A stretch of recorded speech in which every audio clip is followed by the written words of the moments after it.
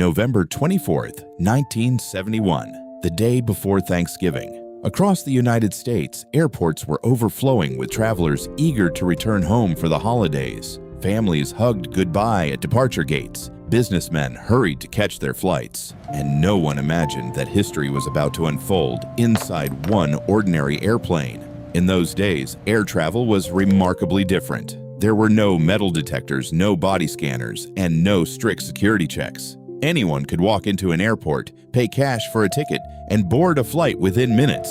Hidden among the crowd was a quiet man dressed in a black business suit. He carried a black leather briefcase and wore dark sunglasses. To everyone around him, he looked like just another businessman traveling to Seattle. But before the evening was over, this mysterious passenger would hijack a commercial airliner, demand $200,000 in cash, release every passenger unharmed, and vanish into the darkness without leaving behind a confirmed identity. More than 50 years later, investigators are still searching for the truth behind the man the world came to know. Shortly before boarding, the mysterious traveler approached the Northwest Orient Airlines ticket counter at Portland International Airport. Without hesitation, he purchased a one-way ticket to Seattle for just $20, paying entirely in cash. The airline employee noticed nothing unusual. He was calm, polite, and soft-spoken. He appeared to be in his 40s with neatly groomed hair and the confident appearance of an experienced businessman. Nothing about his behavior suggested that he was about to commit one of the boldest crimes in aviation history. After receiving his boarding pass, he walked into the waiting lounge. He ordered a bourbon and soda, lit a cigarette, and quietly read a newspaper while passengers gathered around him. He never appeared nervous. Every movement seemed carefully planned, as though he had rehearsed this moment countless times. When Flight 305 was finally called for boarding, he calmly joined the line carrying only his briefcase. No one suspected that inside it was something that would soon place an entire aircraft under his control. At approximately 2:50 in the afternoon, Northwest Orient Flight 305 lifted off from Portland, beginning what should have been a routine 30-minute journey to Seattle. 36 passengers settled into their seats while 6 crew members carried out their normal duties. The mysterious man chose a seat near the rear of the Boeing 727, quietly observing the cabin around him. He ordered another bourbon and continued smoking cigarettes, appearing completely relaxed while other passengers chatted and admired the view outside. A few minutes after takeoff, he called one of the flight attendants, Florence Schaffner, to his seat. She assumed he was simply another businessman attempting to flirt by passing her a note, something flight attendants often experienced during that era. Smiling politely, she slipped the folded note into her pocket without reading it. But the passenger leaned closer and calmly whispered words that instantly changed everything. "Miss, you'd better read the note. I have a bomb."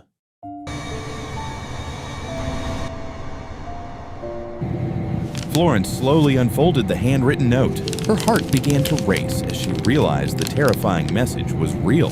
Looking up, she met the man's steady gaze. Without raising his voice or causing panic among the passengers, he quietly opened his black briefcase just enough for her to see inside. There appeared to be several red cylinders connected by wires and a battery. Whether it was a genuine explosive device has never been confirmed, but at that moment, it looked convincing enough.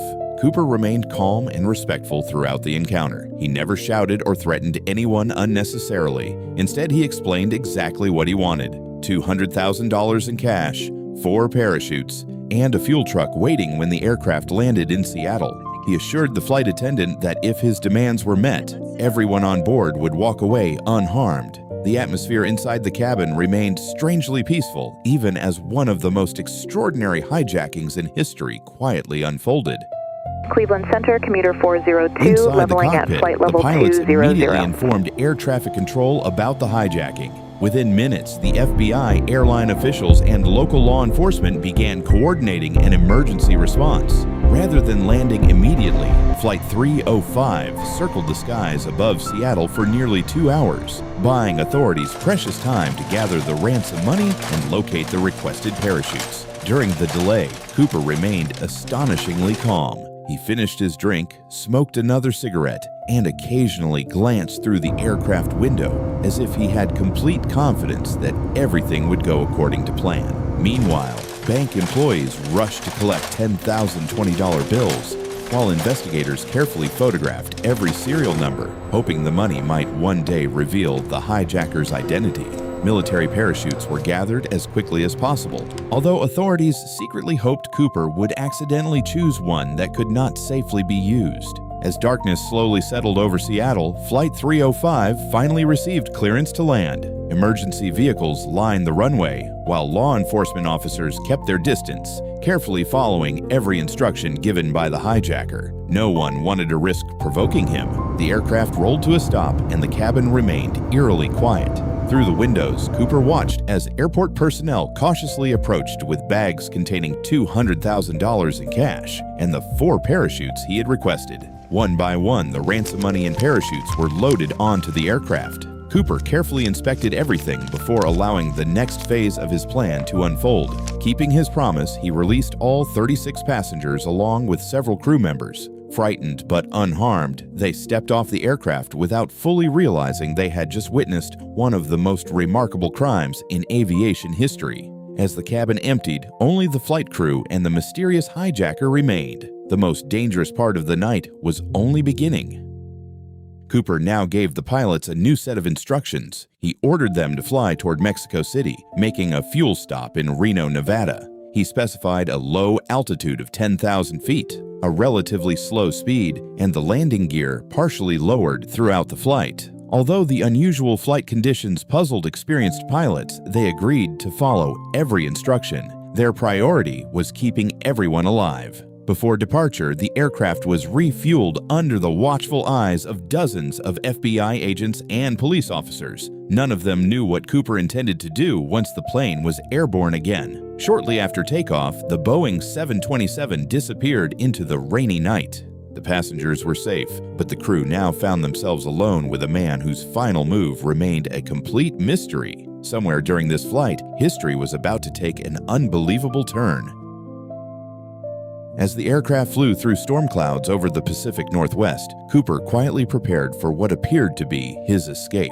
He opened the bags of ransom money and carefully secured them around his body using parachute cord. Every movement suggested preparation rather than panic.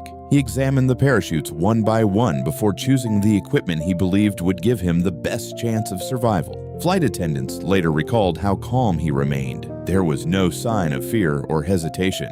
He behaved like someone who had rehearsed every step long before boarding Flight 305. Finally, Cooper instructed the remaining crew members to stay inside the cockpit and close the door behind them.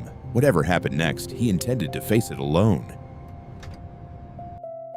At approximately 8 o'clock that evening, somewhere above the forests of Washington state, a warning light inside the cockpit suddenly illuminated. The crew immediately recognized what it meant. The Boeing 727's rear staircase had been lowered while the aircraft was still in flight.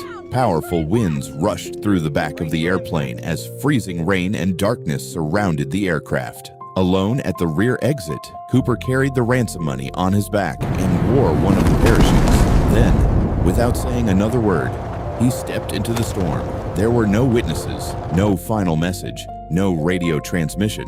Within seconds, he disappeared into the darkness below, becoming one of history's greatest unsolved mysteries.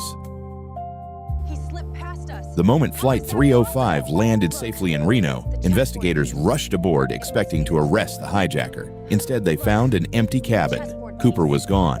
The only items left behind were a black clip-on tie, several cigarette butts, and a few fingerprints that would later prove to be of little value. The FBI immediately launched one of the largest manhunts in American history. Hundreds of agents searched forests, rivers, mountains, and farmland across Washington state. Military helicopters circled overhead, while search teams combed through thick wilderness for weeks. Yet despite the enormous effort, not a single trace of D.B. Cooper could be found. I was not there when it happened.